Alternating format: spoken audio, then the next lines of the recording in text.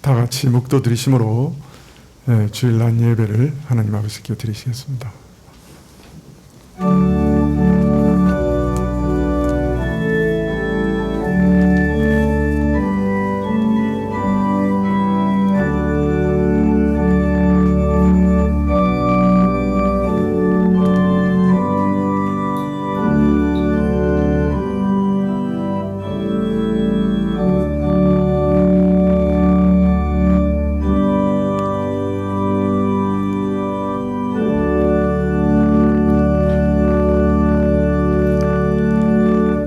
도가니는 은을, 풀무는 금을 연단하거니와 여호와는 마음을 연단하시느니라.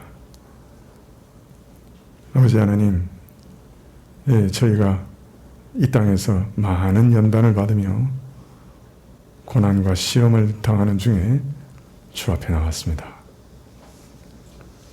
주님께서 우리를 돕지 않으시면 우리는 이 연단과 고난 가운데 쓰러질 것입니다.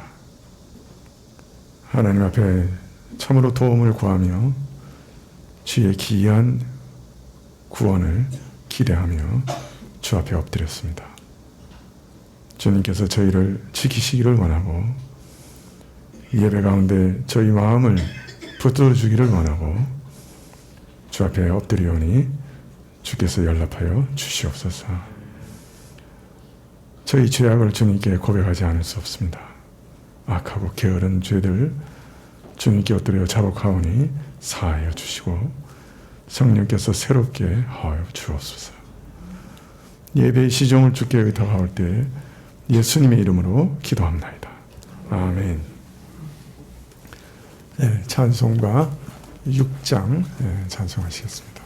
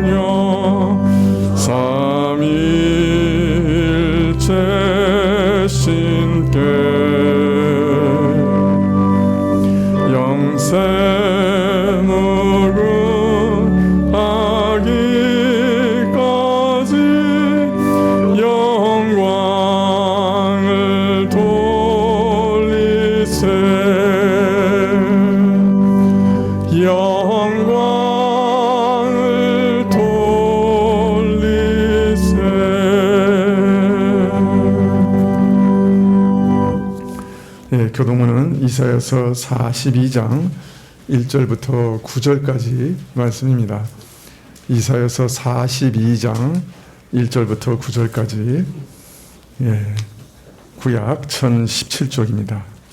이사야서 42장 1절부터 9절까지 교독하시겠습니다.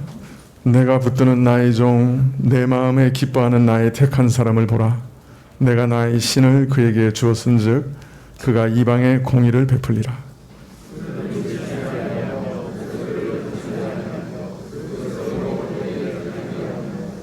상한 갈대를 꺾지 아니하며 꺼져가는 등불을 끄지 아니하고 진리로 공의를 베풀 것이며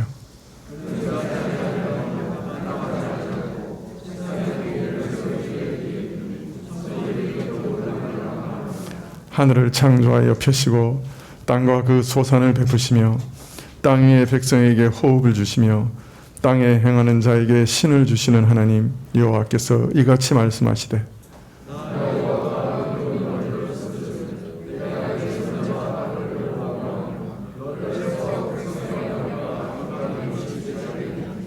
내가 소경의 눈을 밝히며 갇힌 자를 옥에서 이끌어내며 흑암에 처한 자를 간에서 나오게 하리라.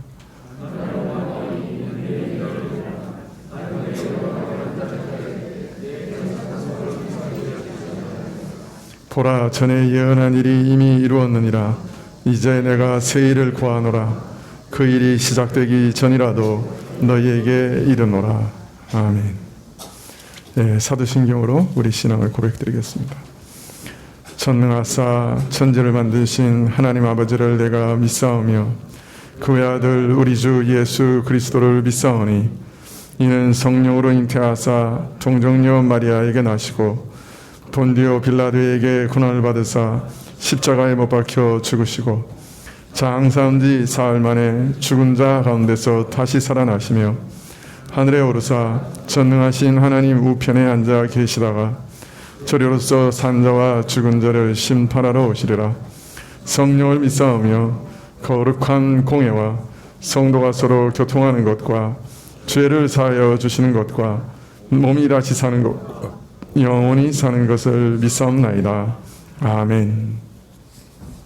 찬송가 24장 찬송하시겠습니다.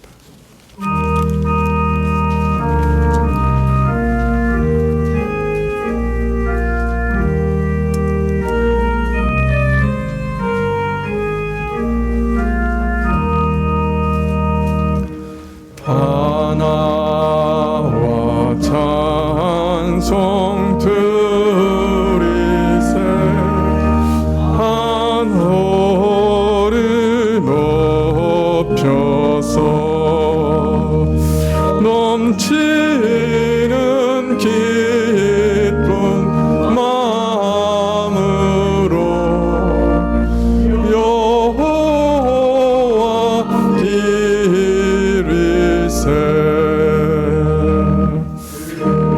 은보자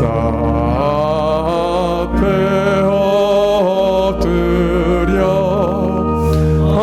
한없는 찬송 무궁한 찬송 드려서 구세주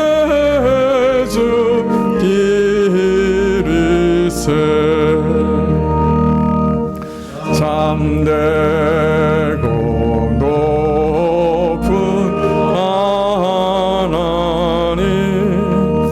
만왕의 왕께서 주 깊은 풀과 높은 산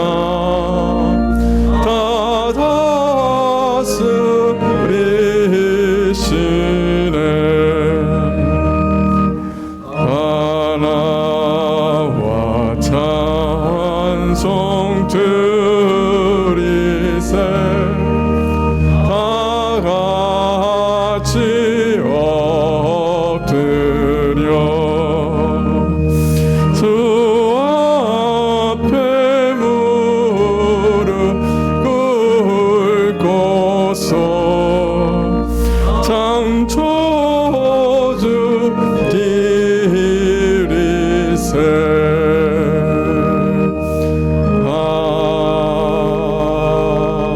아멘.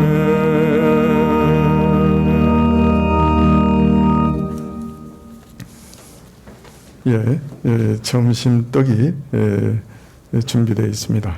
나가실 때 받아가시기 바랍니다. 우리 최영호 장로님 우리를 대표해서 기도해 주시겠습니다.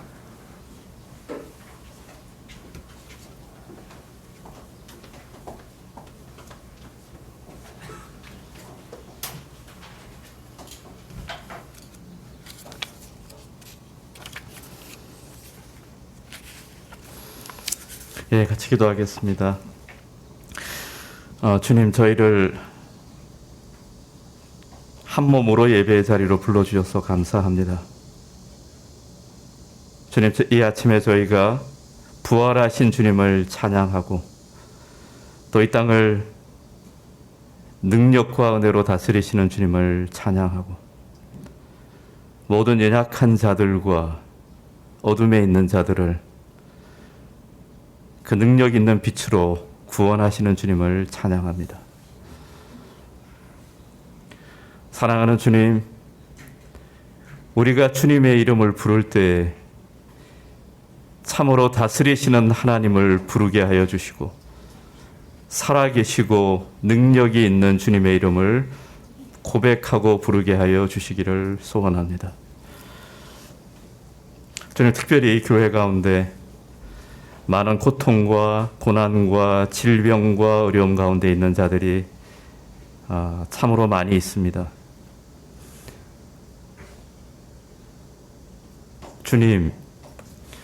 주님께서 지금 부활의 주님으로 만나 주시기를 소원합니다.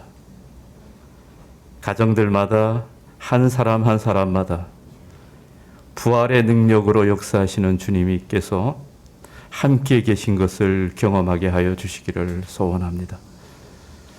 주님, 그 인내 가운데에서도, 그 기다림 가운데서도 부활의 능력으로 역사하시는 주님을 소망하고 믿고 기다리게 하여 주시기를 소원합니다. 주님, 진로를 위해서 기도하는 자들, 또 새로운 결정을 위해서 하나님께 묻는 자들이 있습니다.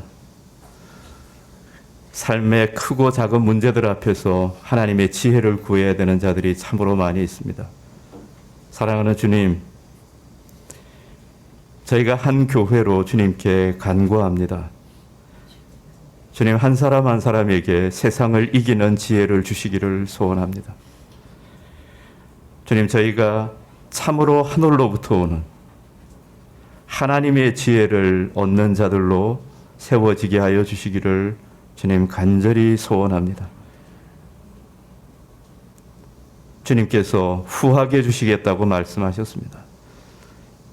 주님, 저희가 두려움 없이 사랑으로 주님의 지혜를 구할 수 있도록 주님께서 인도하여 주시고, 특별히 지혜가 필요한 자들에게 주님 하늘의 지혜를 허락하여 주시기를 소원합니다. 주님, 저희가 한 교회로 부르신 그 부름의 영광과 성도의 교제 가운데 주신 하나님의 그 은혜를 경험하게 하여 주시고, 우리의 작은 몸짓과 마음과 기도와 간구와 중보 속에 하나님 한몸된 비밀을 알려주시기를 소원합니다. 주님, 이 나라와 이 교회가 하나님의 은혜 안에서 순결해지고 강해지게 하여 주시옵소서. 주님의 말씀이 다스리는 나라가 되게 하여 주시고, 참으로 주님께서 말씀으로 통치하시는 교회가 되게 하여 주시기를 소원합니다. 주님, 이 어지럽고 혼란스러운 이 세상 가운데서 주님, 위정자들의 마음을 주님께서 지켜주시고 하나님을 두려워하게 하여 주시고, 하나님의 사람들이 일어나게 하여 주시고, 하나님의 도모가 이기게 하여 주시기를 소원합니다. 주님, 저희를 한 예배로 부르셨으니 우리 가운데 함께 하여 주시고, 예배 가운데 주님을 만나게 하여 주시옵소서. 예수 그리스도의 이름으로 기도합니다.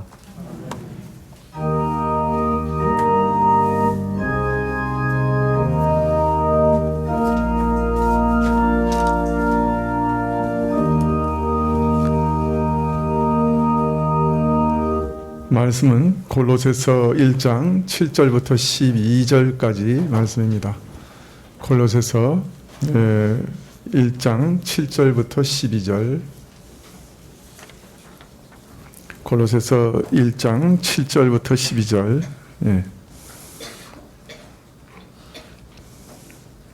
신약 324쪽인데요. 골로새서 1장 7절부터 찾으신 줄 알고 봉독해 드리겠습니다. 이와 같이 우리와 함께 종된 사랑하는 에바브라에게 너희가 배웠나니, 그는 너희를 위하여 그리스도의 신실한 일꾼이요 성령 안에서 너희 사랑을 우리에게 구한 자니라. 이로써 우리도 듣던 날부터 너희를 위하여 기도하기를 그치지 아니하고 구하노니, 너희로 하여금 모든 신령한 지혜와 총명에 하나님의 뜻을 아는 것으로 채우게 하시고, 주께 합당히 행하여 범사에 기쁘시게 하고 모든 선한 일에 열매를 맺게 하시며, 하나님을 아는 것에 자라게 하시고, 그 영광의 힘을 쫓아 모든 능력으로 능하게 하시며, 기쁨으로 모든 견딤과 오래 참음에 이르게 하시고, 우리로 하여금 빛 가운데서 성도의 기업의 부분을 얻기에 합당하게 하신 하나님께 감사하게 하시기를 원하노라.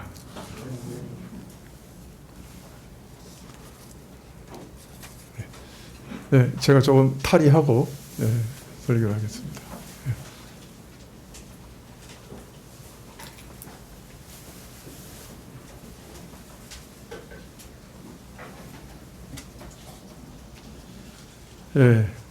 지난 시간에 우리는 바울이 골로새 성도들을 위해 기도할 때 감사드린 이유를 살펴보았죠. 그것은 그리스도 예수 안에 저희의 믿음과 또 모든 성도에 대한 사랑을 들었기 때문이요. 또 저희를 위하여 하늘에 쌓아둔 소망을 인함이라 그렇게 감사의 이유를 밝히셨습니다. 즉 골로새 교인들이 그리스도 안에서 얻게 된 믿음과 사랑과 소망으로 인해 하나님께 감사드렸던 것인데요. 왜냐하면 이것은 하나님께서 우리 인생에게 주실 수 있는 최고 또 최상의 선물이기 때문입니다. 사실 이 땅에서 이거보다 더 귀한 선물은 없습니다. 우리 눈이 열리지 않아서 이 땅에 다른 것들이 귀하다고 생각되실지 모르겠지만은 나중에 보시면은 정말 이것이 최고의 선물이다 하는 것을 깨닫게 되실 거예요. 그래서 이 땅에서 세상 사람들이 귀하다고 생각하는 것 사실 하나도 안 주셔도 만약 이런 선물들로 우리 안에 가득 채워주신다면 우리는 참으로 감사드릴 수 있어야 하는 것이죠. 자, 그런데 이런 믿음과 사랑과 소망은 저희가 전해들은 복음의 진리를 통해서 얻게 된 것이다 라고 말씀합니다.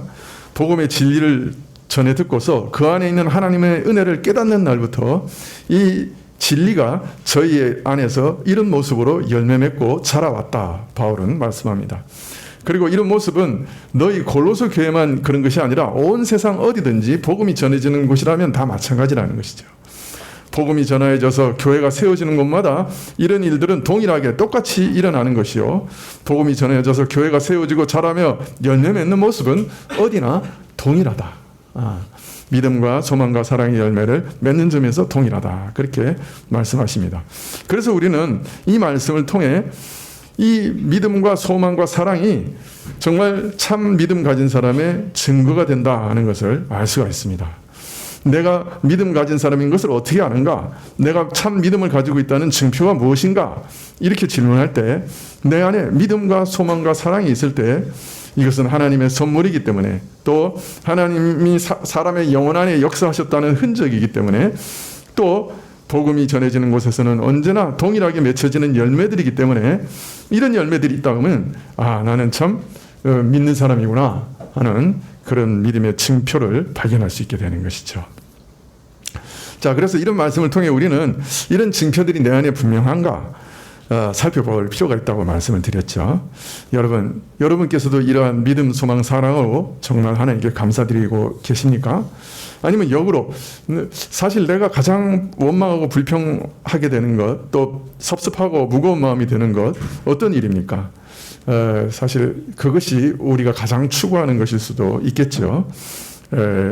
여러분, 그러나 우리가 사도가 감사했던 것과 똑같은 것을 감사할 수 있게 된다고 하면 참으로 기쁜 일일 것입니다.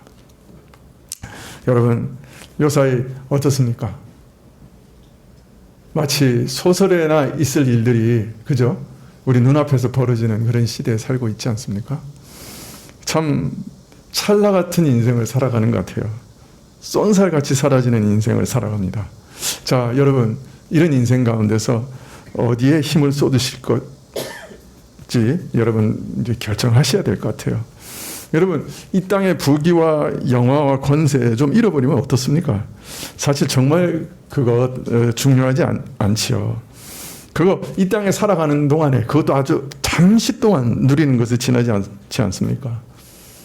정말 아베 같은 권세를 누리던 정치인이 저리 허무하게 쓰러질지 누가 알았겠습니까? 여러분, 좀 영원히 가치 있는 인생에 투자하시면 좋겠습니다. 좀 이런 영원한 열매를 얻기 위해서 힘쓰시면 좋겠습니다. 그렇게 하시기 위해서는 이것이 말씀을 통해 이루어진다고 하셨으니까 말씀에 참여하시고 또 이 말씀에 순종하기를 힘쓰셔야 될 겁니다. 여러분, 우리 안에 있는 죄의 세력이 만만치 않기 때문에 참 여간 노력해도 잘 깨지지 않습니다. 그러나 여러분 기도하시고 하나님의 도우심을 구하시면 능히 이길 길이 있습니다. 낭망하지 마시고 계속해서 말씀에 순종하시면 좋겠어요. 참 믿음을 얻고 또 그것을 확인하기 위한 그 시간이 우리에게 그렇게 많지 않습니다. 말씀을 들을 수 있는 시간도 그렇게 많지 않지요. 우리 안에 있는 죄를 죽이고 성령의 열매를 맺어가기 위해서도 시간은 그리 많지 않습니다. 여러분, 시간은 그렇게 우리를 기다려주지 않습니다. 여러분, 서로 다투지 않으면 좋겠어요. 사랑하며 살기에도 우리에게 시간 너무 없어요. 지지난주에 제가 최윤석 권사님한테 전화를 드렸더니 최윤석 권사님이 한 번도 그런 말씀 안 하셨는데 내가 이성호 권사 보고 싶다 이러시더라고요. 그래서 지난주 목요일 날 우리 사역자들이 최윤석 권사님 댁에 가서 모시고 이성호 권사님 입원해 계시는 병원으로 갔어요. 두 분이 만났는데 막 얼마나 좋아하시는지 몰라요. 막 너무너무 좋아하시더라고요. 막 손을 꼭 붙잡고 그냥 거의 1시간 동안 손을 놓지 않고 얼굴을 이렇게 맞대고 막 그러면서 이제 옛날 얘기 하시는 거예요. 참 그때가 재밌었지 막 그러시더라고요. 그 교회 개척에서 그렇게 고생하신 그 일들이 너무너무 재밌었다고 그렇게 느껴지시나 봐요. 그러면서 얘기하시기를 이제 권사님 우리가 다시는 못 만날 거야. 근데 천국 가서 만나자. 천국 가서도 이렇게 얘기하자. 그러면서 헤어지셨는데요. 헤어지면서 나오시는데 최 권사님이 저만 들을 수 있는 작은 소리로 그러시더라고요. 그런데 우리가 그때 왜 그렇게 험한 말들을 많이 하고 왜 이렇게 서로 싸웠지? 그러시는 거예요. 그래서 제가 깜짝 놀랐어요. 그 말씀을 하시기에. 그때 왜 우리가 그렇게 험한 말 많이 하고 서로 왜 이렇게 싸웠는지 모르겠다는 거예요. 지금 돌이켜보니까. 이렇게 서로 사랑하고 그리워하고 그죠? 그런 시간도 너무 없는데 왜 그렇게 그냥 서로 고집 세우고 그냥 뭐 누가 잘났느니 못났느니 그렇게 싸우느냐 지금은 이해가 안 된다는 거예요. 왜냐면 깜짝 놀랐어요. 제가 그 말씀을 듣고. 여러분 정말 그래요. 우리 최은숙 권사님하고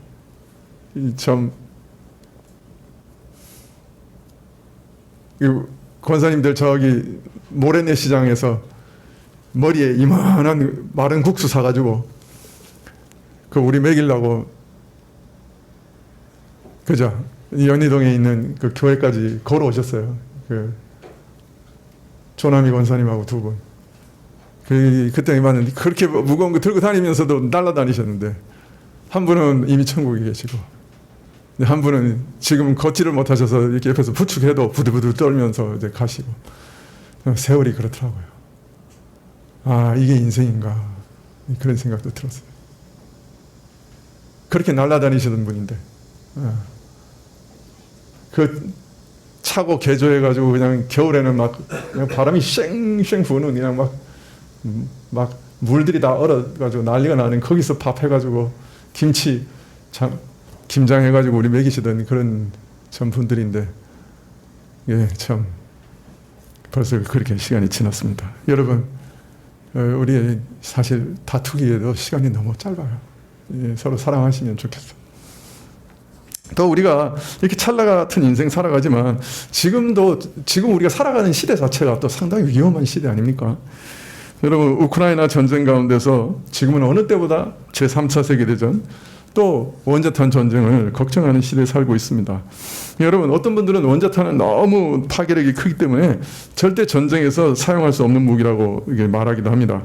그러나 여러분 이전에 냉전 시대에 소련은 원자탄을 정말 사용하려고 한번 결정했습니다. 그 국가수뇌부에서 원자탄을 사용하기로 결정한 적이 있습니다. 아세요? 그 대상은 놀랍게도 미국이 아니고 그 당시 같은 공산주의 국가인 중국이었어요. 1960년대 당시 소련과 중국은 마오쩌둥과 후르시초프 간의 이념 싸움이 아주 심했습니다. 이 마오쩌둥은 스탈린주의를 받아들여서 자기를 우상화시키려고 했는데요. 후르시초프는 스탈린주의를 이제 없애려고 했죠. 예, 그래서 중국이 소련을 수종주의라고 막 공격했어요. 예, 이런 분위기 때문에 1968년도 10월에 아무르강에 있는 작은 섬에서 국경 분쟁이 일어났을 때 그것이 몸싸움에서 그치지 않고 나중에는 무력 충돌로 발전합니다. 이후에 몇 년 동안 양측에서 아마 수천이 죽은 걸로 기록되어 있습니다. 이때 소련은 중국이 자국민 수백만을 소련 영토에 그냥 밀어 넣어서 자신들의 영토를 점령할까봐 아주 두려워했습니다. 네. 그냥 백성들을 그냥 수백만 밀어 넣으면 어떻게 되겠어요? 시베리아에다. 그거 다 죽일 수도 없고. 지금도 러시아가 두려워하는 게 그런 거예요. 사실. 중국 사람들이 자기 영토를 점령할 가능성이 있다고 지금도 생각해요. 그래서 완전히 화합하지는 못하는 거죠. 그래서 소련은 그걸 걱정하다가 할 수 없다. 원자탄으로 중국 전역을 공격하자. 결정을 내렸어요. 당시 중국도 원자탄을 개발했지만은 모스크바까지는 운반 수단이 없었어요. 소련은 있었죠. 그래서 원자탄 선제 공격을 결정한 다음에 미국의 개입 여부를 타진합니다. 외교적으로. 미국이 우리가 원자탄을 중공에 투하하면 어떻게 할 겁니까? 하고 물어본 거예요. 근데 놀랍게도 미국이 우리는 반드시 개입하겠다.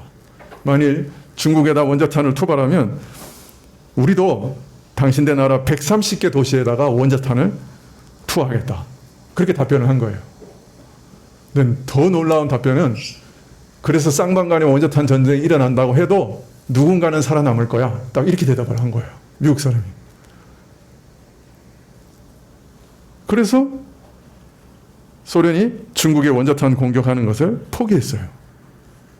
만약 미국이 다른 답변을 줬다면 그때 원자탄 전쟁이 일어난 거죠.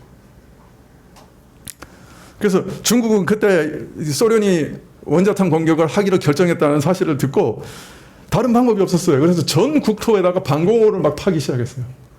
어마어마한 방공호를 파기 시작했어요. 그래서 지금도요, 중국 그 베이징이나 큰 대도시 밑에는요, 거미줄 같은 방공호가 파여 있습니다. 그런데 변변한 기술 없이 땅굴을 파다가 국경 분쟁보다 더 많은 사람이 죽었다고 하는 웃지 못할 얘기도 있고요. 방공호를 파다가 지하에 묻혀있던 많은 고대 유물들을 발견했어요. 그래서 지금도 그 마왕태 이런 그 아주 중요한 유물들이 그때 발견된 거예요.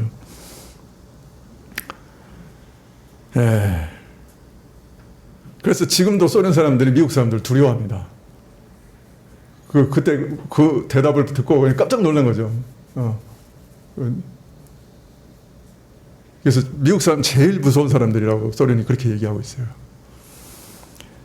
여하튼 내가 지배하지 못하면, 내가 가지지 못하면 모두 없애버리겠다. 이게 제국주의자들이 가진 마음이에요. 내 것이 못 되면 차라리 내가 부숴버리겠다는 거예요. 이게 제국주의자들의 마음이에요. 지금 우크라이나에서 일어나는 일도 이거예요. 그래서 지금도 3차 세계대전과 원자탄 전쟁을 걱정하는 거예요. 이런 전력들이 있기 때문에. 사실 저는 북한이 원자탄을 개발한 이후에 언제라도 죽을 수 있다고 생각하면서 살아갑니다. 또 원자탄이 아니라도 죽음이 우리에게 언제든지 언제 찾아올지 우리 모르는 거 아닙니까? 언제 찾아올지 모르는 죽음 앞에서 우리는 참 믿음이 언제나 준비되어 있어야 돼요. 물론 십자가에 예수님 옆에 달렸던 강도처럼 죽음 직전에 예수님을 믿어도 구원을 얻는다고 하는 사실은 분명한 것입니다.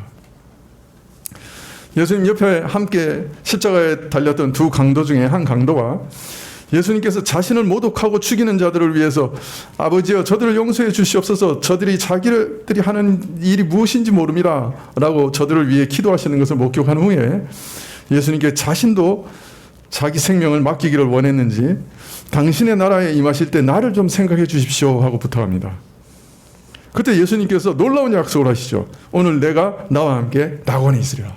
오늘 내가 바로 오늘 나와 함께 낙원에 있을 거다.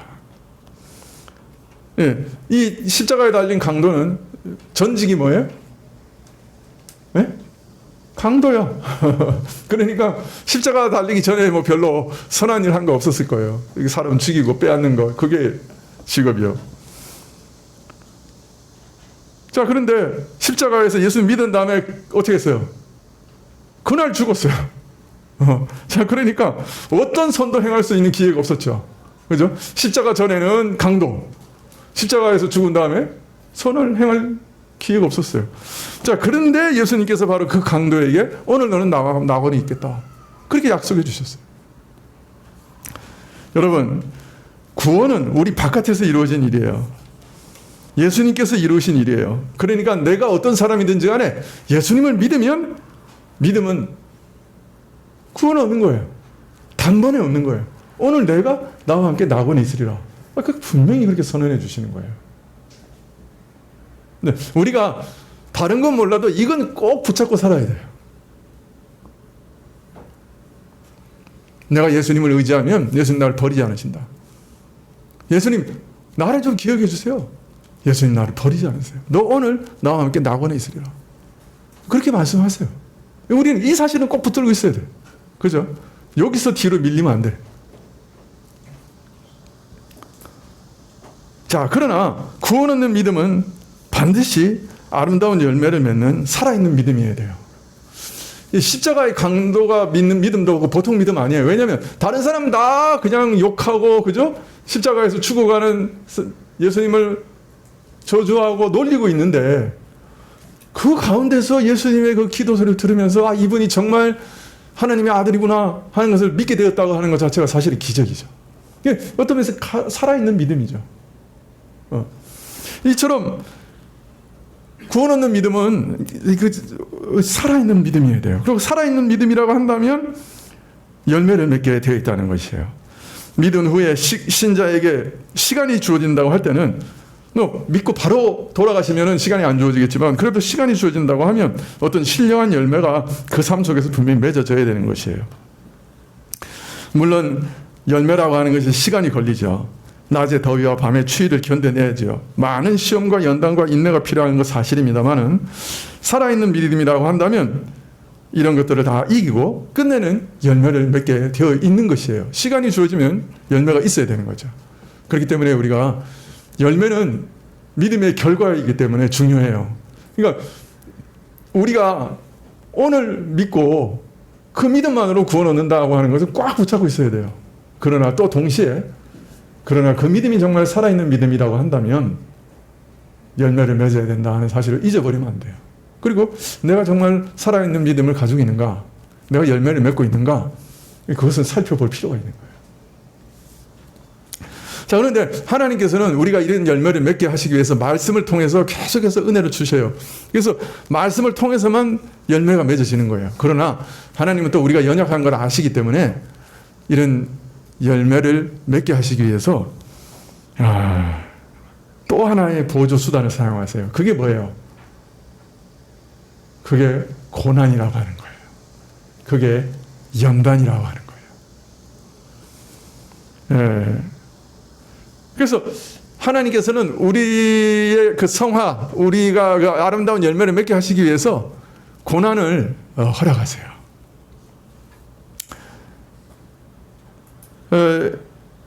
물론 우리는 우리 죄와 실수로 인해 많은 고난과 일종의 심판을 수도 없이 많이 받습니다.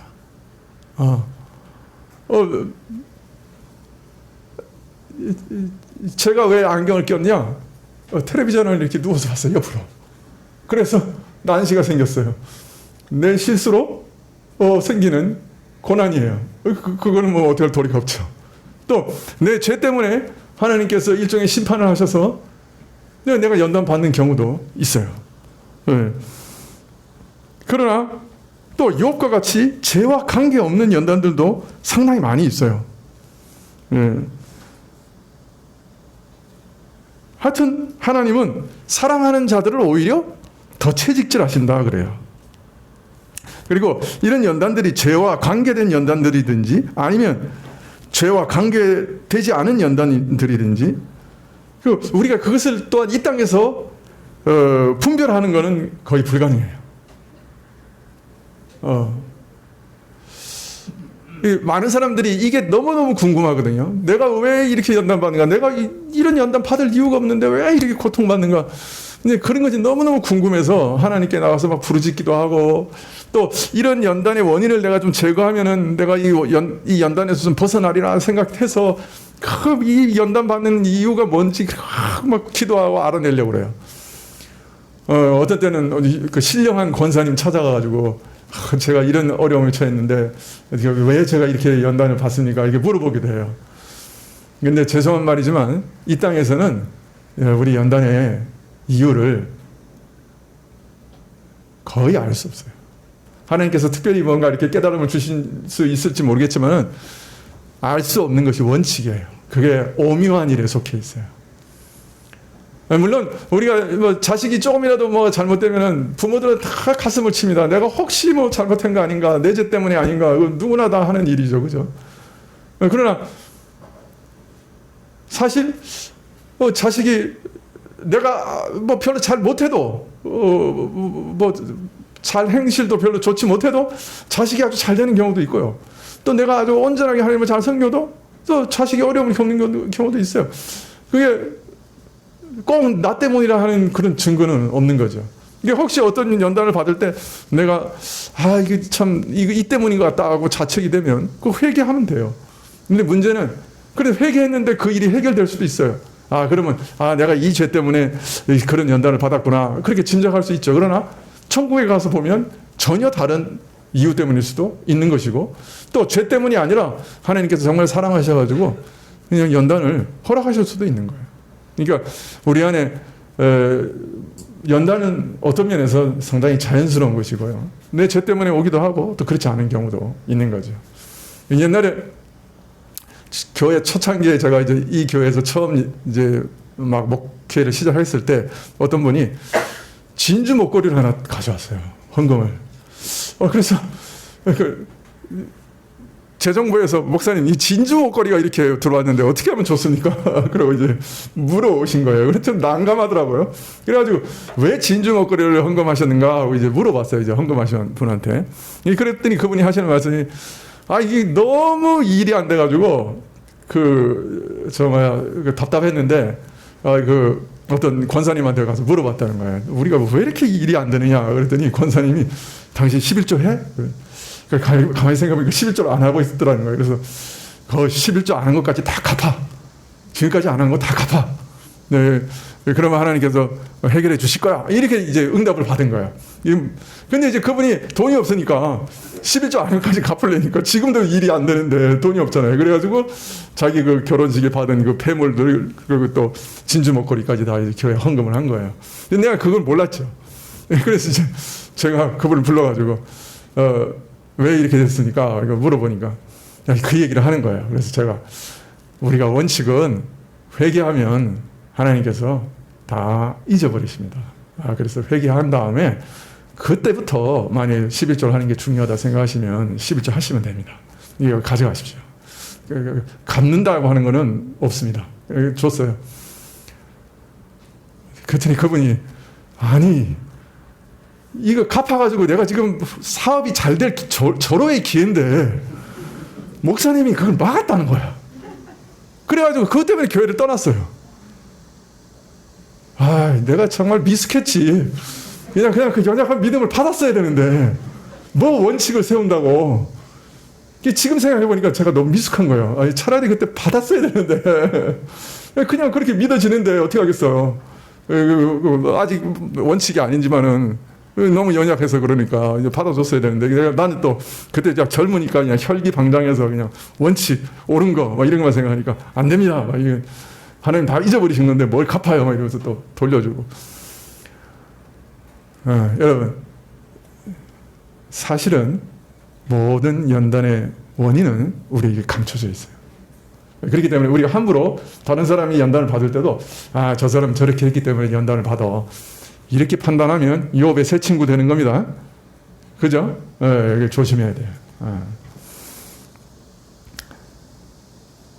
그런데 이런 연단이 어떤 종류이든지, 내 죄로 오든지 아니면 뭐 하나님께서 사랑하셔가지고 연단을 주시는 것이든지 간에 연단의 원인은 우리가 감춰져 있어요. 사실 우리한테. 그런데 연단의 목표는 아주 분명해요. 연단의 목표는 뭐예요? 예? 우리에게 하나님이 주시는 참된 믿음과 사랑과 소망을 열매 맺게 하시는 거예요. 원인은 몰라도 뭐는 뭐 확실해요? 목표는 확실해요.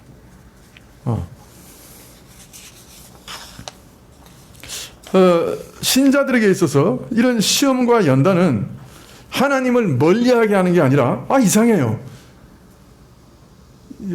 남의 자식은요 때리면 도망가요. 근데 내 자식은 엉덩이 때리면 어떻게 합니까? 엄마 품에 파고듭니다. 시험과 연단이 하나님으로부터 멀리 도망가게 하는 게 아니라 오히려 하나님께 더 가까이 나가게 하는 기회가 돼요. 시험과 연단을 받으면 이상하게 기도하게 돼요. 또 자신을 돌아보게 돼요.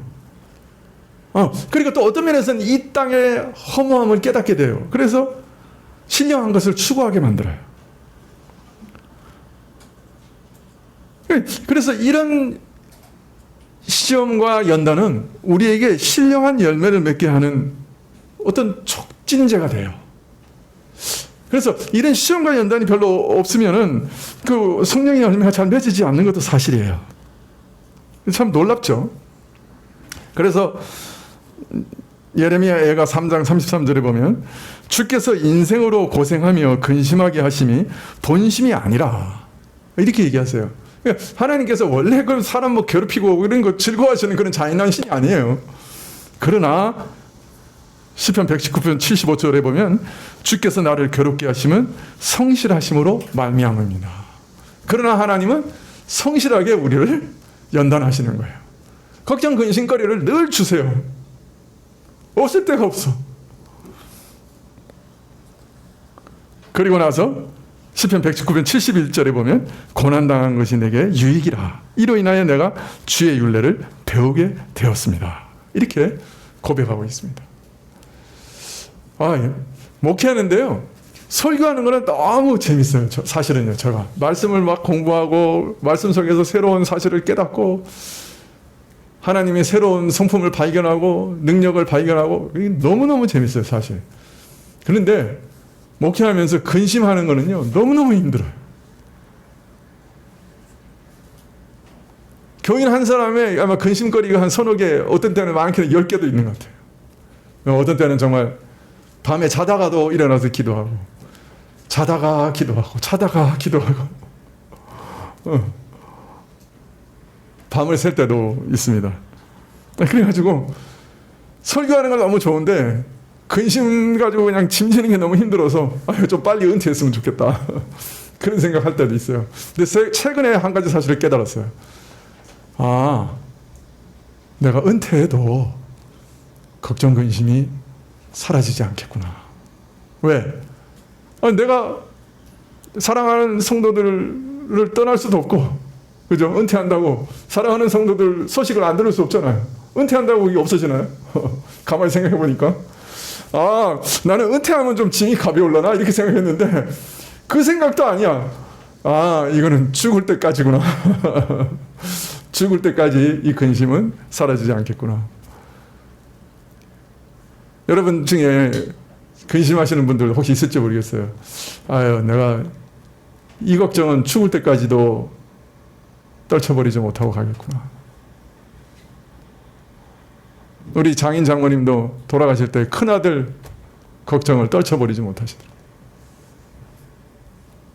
그래서 또 더 두려운 면도 있고 더 근심되는 면도 있으실지 몰라요. 그러나 여러분 죄송하지만 우리 근심은 사실 죽을 때까지 끝나지 않습니다. 우리 연단은 죽을 때까지 끝나지 않습니다. 죄송해요.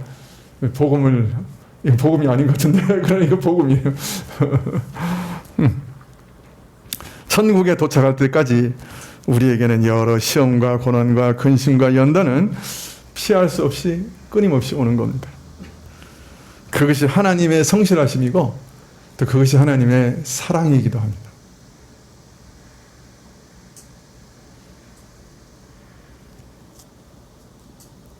고난이 끊임없이 다가오는 것 이상한 거 아니에요.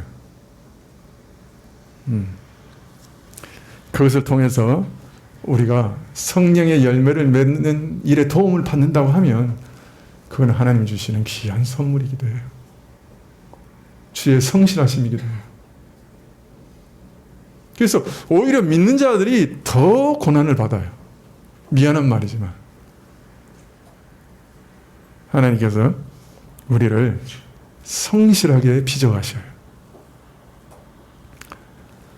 여러분, 이런 열매가 분명히 드러나시기를 축원합니다. 아멘이 안 나오네.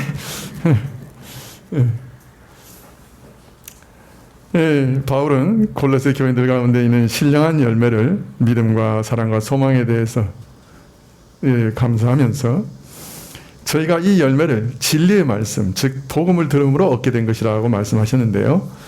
오늘은 이 복음을 누구를 통해 전해들었나 하는 것에 대해서 말씀하시기를 1장 7절에 이와 같이 우리와 함께 종된 사랑하는 에바브라에게 너희가 배웠나니 그는 너희를 위하여 그리스도의 신실한 일꾼이요 성령 안에서 너희 사랑을 우리에게 관자니라. 이렇게 얘기합니다. 우리는 이 말씀을 통해 골로새 교회의 복음을 전하고 그 후로도 계속 교회를 돌봐온 인물이 에바브라라는 사람이라는 것을 짐작할 수 있습니다. 그런데 이 에바브라에 대해서 바울은 첫째 그는 우리와 함께 종된 사람이다. 이렇게 얘기합니다. 이것은 에바브라가 바울과 마찬가지로 예수 그리스도에게 메인 종, 즉 바울의 중요한 동역자다 하는 사실을 알리고 있는 말씀이죠. 근데 둘째, 그는 너희를 위한 그리스도의 신실한 일꾼이다 이렇게 얘기하십니다. 그런데 많은 초기 사본에는 너희를 위한이라고 되어 있지 않고 우리를 위한 그리스도의 신실한 일꾼이다 이렇게 되어 있어요. 우리를 위한. 근데 너희를 위한 말이란 신실한 일꾼이라는 말은 뭐 말이 자연스럽잖아요. 그런데 우리를 위한이라는 말이 좀 자연스럽지 않죠. 그래서 아마 후기로 내려가면서 이것을 임의로 고친 것 같아요.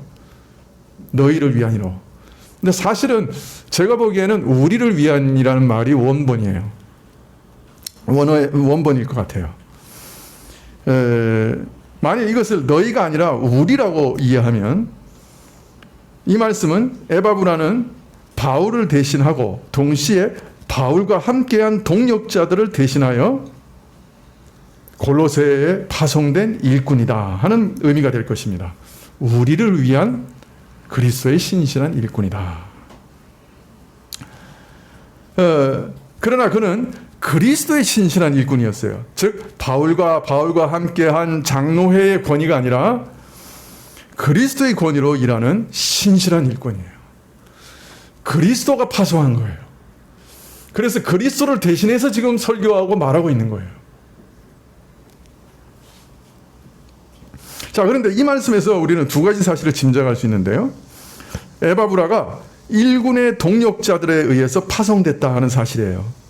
우리를 위하는, 즉 우리를 대신해서 너희에게 사역하는, 그죠? 그래서 우리라고 부를 수 있는 어떤 일군의 사역자들로 인해 파송된 사람이다 하는 것을 짐작할 수가 있습니다. 지금도 장로교회 목사는 이 지교회, 뭐 성가교회, 뭐 무슨 교회 이렇게 다 파송돼서 사역하지만 원래 소속은 지옥교회에서 파송된 장로들의 모임인 노회 소속이에요. 그래서 노회에서 지옥교회로 파송하는 거예요. 그래서 만약 지옥교회에서의 그 담임이 해지되면 노회로 다시 돌아가는 거예요. 사실.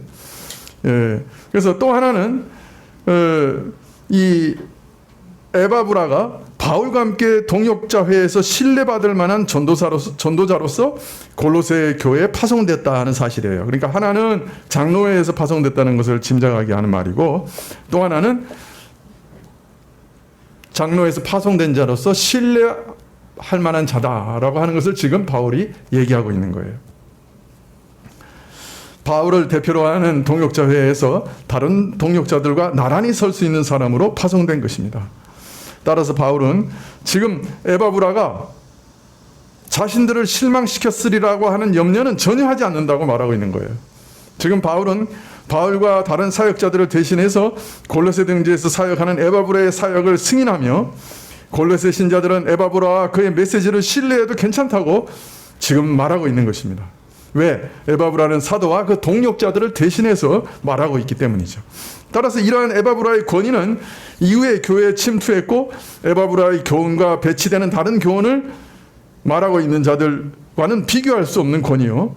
따라서 저들의 교훈을 배척하고 받아들이지 않을 충분한 이유가 여기 있는 것입니다. 이상한 교리를 받아들이기 위해서는 거짓 선지자들에게 돌아서서 다시 에바브라가 전한 복음으로 돌아야 할 이유가 여기 있는 거예요. 우리는 저를 신실한 일꾼으로 믿고 너희에게 파송했고 우리를 대신해서 일하는 자다. 우리를 위해서 일하는 자다. 이렇게 얘기하고 있는 것이죠. 역으로 이것은 에바브라가 이 장로회의 검증을 받은 자다 하는 것을 말하고 있는 거예요. 그래서 우리가 노회에서는요, 처음 목사 후보생부터 시작해서 시험을 계속 치릅니다. 이제 강도사가 될 때도 시험 치르고요, 목사가 될 때도 시험을 치르고, 그러면서 그분이 정말 올바른 복음을 전하고 있는 사람인가 하는 것을 계속 시험해서 확증한 이후에야 교회에다가 파송합니다.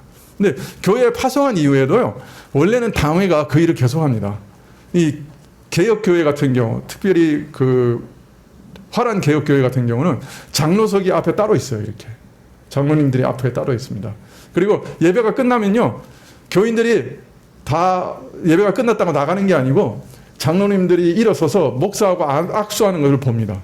그래서 악수를 딱 하고 합니다. 그러면 장로님 중에 누가 한 사람 악수 안 하잖아요. 그러면 그 말은, 그 행동은 오늘 설교 중에 잘못된 교리나 잘못된 성경 해석이 있었습니다 하는 뜻이에요. 그러면 이제 그 이후에 장로님들이 목사님과 모여가지고 오늘 설교 중에 뭐가 잘못됐다는 얘기를 합니다. 그래서 성경 가지고 또 교리 가지고 얘기한 다음에 정말 잘못됐으면 그 다음 주에 설교하기 전에 그 목사님이 나와서 내가 지난번에 이런 설교를 했는데 이거는 잘못됐습니다 하고 자기가 먼저 얘기하고 돌이킨 다음에 다시 설교를 시작해요. 원래 장로는 그 일을 해야 돼요. 설교 가운데 교리가 잘못됐거나 성경이 잘못됐을 때 그것을 지적하고 교정해야 되는 것이 장로의 임무예요. 그래서 상호 교정해 가면서 설교가 하나님의 말씀 가운데 올바로 전파되도록 그렇게 하게 돼 있어요. 그러니까 우리 장로님들이 상당한 식견을 가지고 계셔야 되는 것은 당연한 일이죠. 그죠? 그게 책무예요. 그래서 목회자도 다른 목회자가 설교할 때 그 일들을 교정하고 잘 듣고 나중에 가서 그 일에 대해서 얘기할 책무가 있어요. 사실은 하나님 앞에. 그게 상호 교정하는 책무가 있는 거예요. 네, 바울은 이 에바브라에 대해서 마지막으로 얘기하기를 성령 안에서 너희 사랑을 우리에게 구한 자다 이렇게 얘기합니다.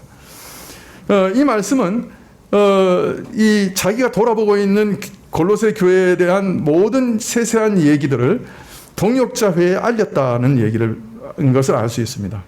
이 말씀에서 초대교회에서 비록 여러 곳에서 각각 다른 사역자들을 통해서 복음이 전해지고 교회가 세워졌지만은 다른 지역 교회들과 상관없이 홀로 독자적으로 세워진 것이 아니라 서로 긴밀한 유대관계를 유지하면서 서로 교통하면서 세워지고 있다 하는 것을 짐작할 수 있습니다. 한 교회 안에서 믿는 형제들이 교통하는 것과 더불어 광범한 차원에서 여러 산재된 교회들이 서로 교통하며 서로의 사정을 아뢰며 교통하고 있었다 하는 것을 이 말씀을 통해서 알 수가 있죠. 그래서 지금도 노회 안에서는 시찰회라고 하는 것이 있어서 지역별로 서로 교회 사정을 돌아보게 되어 있습니다. 그래서 시찰 회원들은 허락 없이도 교회 예배에 참여할 수 있어요. 다른 교회 예배에 참여할 수 있고 또 그 교회에 가가지고 교회 사정, 목회자의 생활 수준이라든지 또 그 목회자가 어떤 대접을 받고 있는지 이런 것도 다 이렇게 서로 조사할 수도 있고 또 목회자가 설교를 제대로 하는지 그런 것들도 조사할 수 있는 권한이 시찰에 있습니다. 또 노회 석상 가운데서도 각 교회 사정을 보고하는 그런 일들이 노회 안에 늘 있습니다. 그래서 서로 교통하는 거죠. 자, 그런데 바울은 이 교통에 대해서 말하기를 너희 사랑을 성령 안에서 우리에게 구한 자다 이렇게 얘기합니다. 즉 교회는 이 외부적인 조직 이전에 한 분 하나님과 아들 예수 그리스도를 믿고 의지하고 살아가는 이 믿음 가운데 교회를 하나로 묶어주는 성령 가운데서 서로 교통하는 것이다 하는 것을 우리에게 알려주십니다. 그리고 이러한 교통 안에는, 성령 안에서 교통하는 일에는 아무 장애가 없어요. 물리적인 그 외부적인 제한이나 뭐 거리나 뭐 서로 흩어져 있는 것, 이런 것 제한이 없어요. 서로 사정을 알게 되면 서로 기도하고 이러한 나눔 가운데서 성령 안에서 서로 교통할 수 있는 거죠. 그래서 우리가 미얀마에 떨어져 있는 교회의 소식을 듣게 되면 성령 안에서 그 한 번도 만나본 적 없어도 그 사정을 위해서 기도할 수 있고 서로 교회 기도 가운데서 교통할 수 있는 거죠. 자, 그래서 이 성령 안에서라는 말씀은 성도의 교통은 한 조직 안에 있거나 또는 서로 함께 어울려 즐겁게 살아가는 거기에만 있는 것이 아니라고 하는 것을 우리에게 알리고 있습니다. 신자가 신자를 하나로 묶어주는 끈은 사실은 성령 하나님이시라는 거예요. 그래서 바울은 에베소 교회를 향해서 성령의 하나 되게 하신 것을 굳게 지키라 이렇게 명령하십니다. 오늘도 우리는 처음 만난 사람이라도 한 믿음 안에, 한 성령 안에 있다는 것을 확인하는 순간에 마치 수십 년 함께 친밀하게 교제한 것처럼 사랑 가운데 교통할 수 있는 것이죠. 자, 그리고 1장 9절에 이렇게 얘기합니다. 이로써 우리도 듣던 날부터 너희를 위하여 기도하기를 그치지 아니하고 구하노니.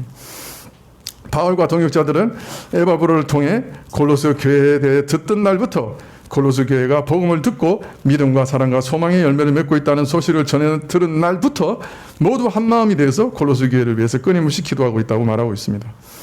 신자는 하나님의 은혜로 살아가는 자요, 기도는 하나님으로부터 은혜를 구하여 받는 그런 수단이라고 하면 믿는 자가 형제에 대해서 갖는 깊은 관심과 사랑은 기도로 나타날 수밖에 없겠지요.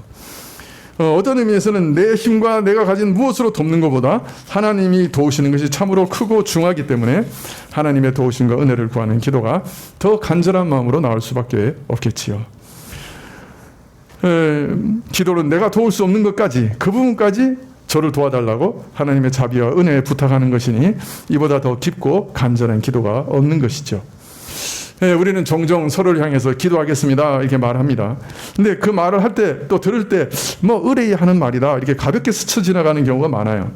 그것은 결국 우리 자신이 기도에 대해서 가볍게 생각한다는 뜻이요, 또 다른 한편으로는 다른 사람을 진정으로 사랑하여 그를 위해 간절하게 하나님께 기도하지는 않는다 하는 것을 말하는 것입니다. 형제를 위해 진심으로 드리는 기도라면 그 기도는 결국 내가 돕는 것, 그것 이상으로 내가 할 수 없는 것까지도 하나님께서 도우실 것이니 최선의 도움이라고 할 수 있겠지요. 이처럼 형제들의 교통은 기도 가운데 영적으로도 깊어지고 온전해지는 것입니다. 요새 우리 금요기도회에 점점 많은 분들이 참여하고 계시는데요. 그래 참 금요기도회에 오시는 분들 보면 참 귀해요. 왜냐하면 매주 오시면 알겠지만은 기도 제목이 별로 많이 바뀌질 않아요. 거의 똑같은 얘기 그냥 계속 기도하고 있어요. 근데 놀랍게도 그 가운데 분명히 하나님이 기적적으로 도우시는 것들을 우리가 체험해요. 그건 분명하죠. 그러나 또 오시는 분들이 귀한 것은 그 와서 뭐 동일한 기도 계속 하는데도 또 같이 참여해서 교우들을 위해서 함께 기도하시는 거 보면 참으로 귀하다 그렇게 생각이 듭니다. 여러분들 더 많이 기도에 나오셔서 또 함께 기도하시면 좋겠습니다. 기도하시겠습니다.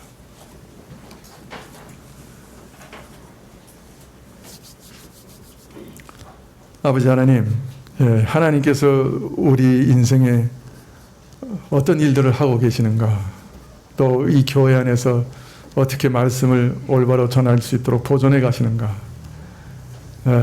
말씀을 전했습니다. 하나님께서 우리 가운데 이 말씀들이 꽃 피어서 이 교회 안에 아름답게 드러나게 하여 주옵소서. 예수님의 이름으로 기도합나이다. 아멘. 245장 찬송하시겠습니다.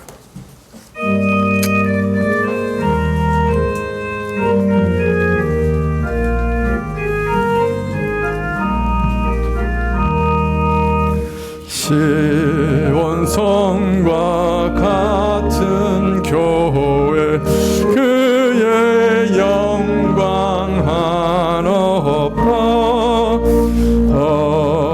허락하신 말씀대로 주가 친히 세웠다 반석 반석 위에 세운 교회 흔들 자가 누구랴 모든 원수 애워싸도 아무 근심 없도다 생명샘이 흘러나와 모든 성도 마시니 언제든지 솟아나와 부족함이 없도다 이런 물이 흘러가니 목마를 자 누구랴 주의 은혜 풍족하여 넘치고도 넘친다 주의 은혜 내가 받아 시온 백성 되는 때 세상 사람 비방해도 주를 찬송하리라 세상 헛된 모든 영광 아침 안개 같으나 주의 자녀 받을 복은 영원 무궁하도다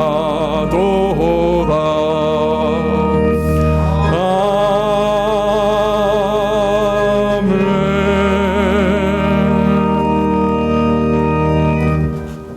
지금은 우리 주 예수 그리스도의 은혜와 하나님 아버지의 그 크신 사랑과 이 은혜와 사랑을 깨닫게 하시고 누리게 하시는 성령님의 교통하시고 역사하심이 참으로 하나님께 주시는 모든 연단과 고난을 믿음 가운데서 묵묵히 이기며 주를 따르라 결심하며 머리 숙인 주의 백성들 위해 지금부터 영원까지 함께 계실지어다. 아멘.